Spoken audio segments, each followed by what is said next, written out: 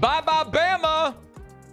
But now you probably heard the future SEC football annual rivalries, as they're calling them, have been leaked. So we know the three opponents that LSU will play on an annual basis under the new 9-game SEC schedule.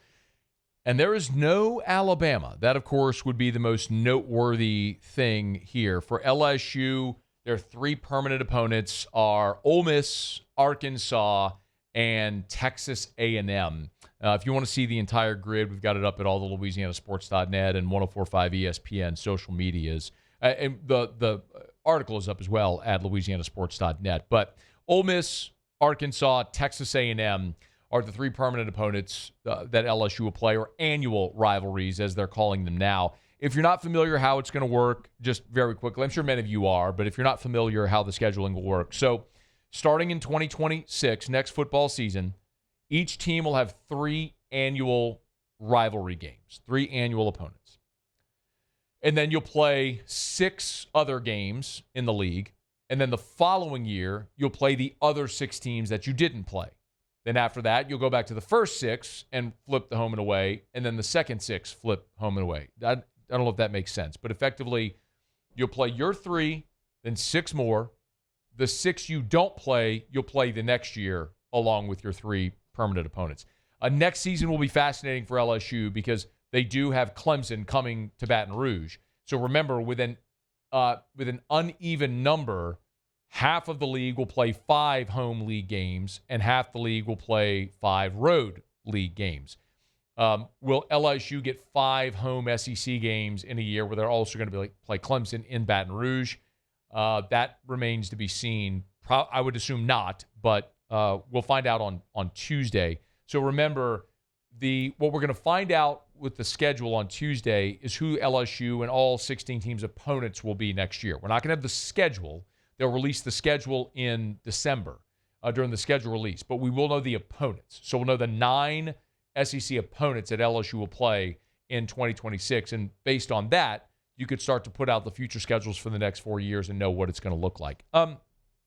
Obviously, the big question here, the big issue is no Alabama, but also no Florida and no Auburn, no Mississippi State. When you talk about the teams that LSU's played the most in its history, it's Mississippi State, Ole Miss,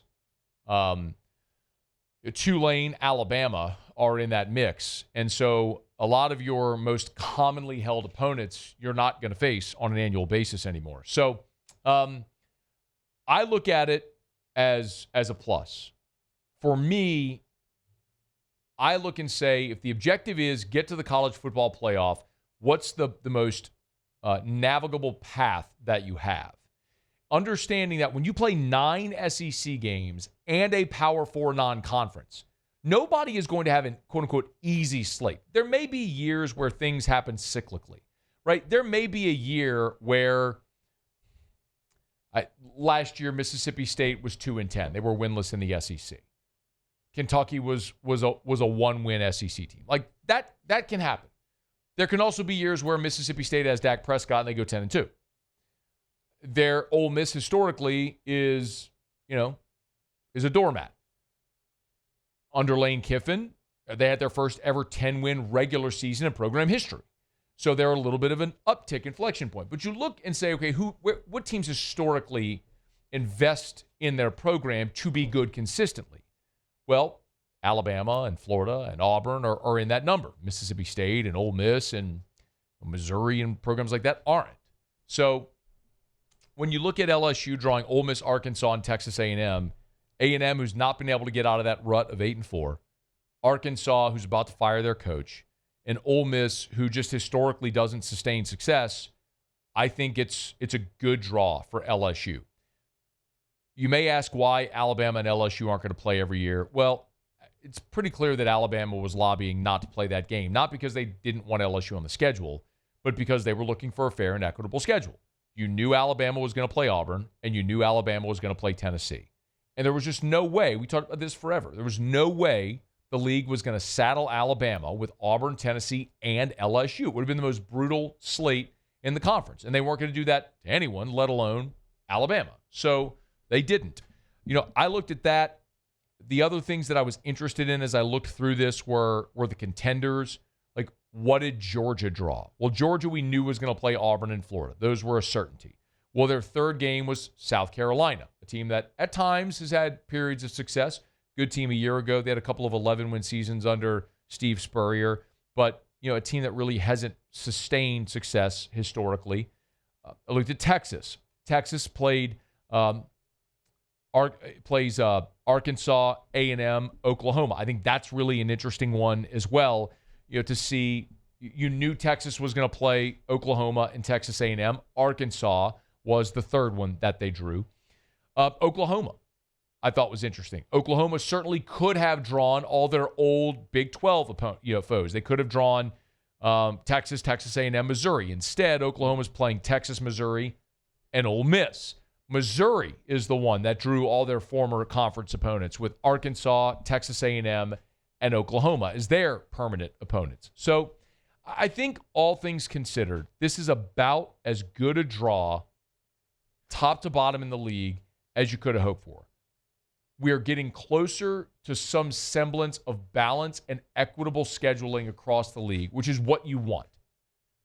I don't love the annual opponents. I think it's stupid and unnecessary, but I'm also coming from a position as a guy who covers, went to, cheers for a school that doesn't have a Texas A&M, and a Ole Miss, Mississippi State, a Florida, Georgia, a Georgia, Auburn. Like, that just doesn't exist here.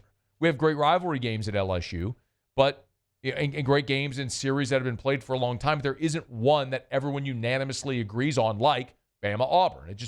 You understand that. Like, LSU doesn't have one of those. So how does it work out to where everyone has as equitable a slate as possible? I think this is probably how it has to look. So I think all things considered, they did pretty well. Tennessee probably got the best draw. They play Alabama without Saban, but their other two games are Vandy and Kentucky. So Tennessee probably got away with the best draw of anybody. Hey, thanks so much for watching. Please leave your comments. I love to interact, and be sure to hit the red subscribe button below.